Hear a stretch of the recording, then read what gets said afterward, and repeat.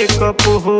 ओहो ए भौजी बतावा ना, होठ पे लाली कान में बाली रहे गजब के मेकअप हो। मनवा कैलस ये हो भौजी गोद में कली टेक। बदमाश कहीं का लागत एकदम कमाल रहे हो, लागत एकदम कमाल रहे हो।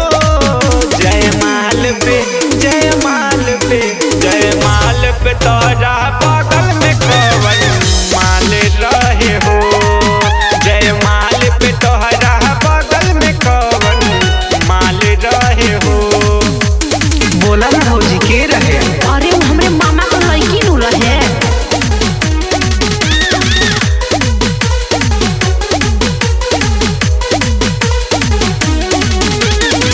बानी बहुते मुश्किल में हम कौनो निकाला नतीजा हो।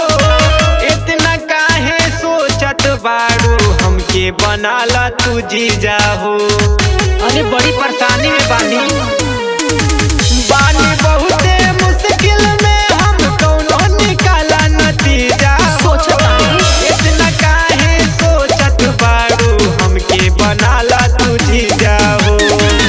देखी जाया हिंद के बुरा हाल रहे हो, देखी कमल के बुरा हाल रहे हो। जयमाल पे जयमाल पे जयमाल पे तोहरा बगल में कवन माल रहे हो। जयमाल पे तोहरा बगल में कवन माल रहे हो। ठीक बा, लागता मामा से बात करही के पड़ी। जयमाल पे जयमाल पे जयमाल पे तोहरा बगल में कवन माल रहे हो।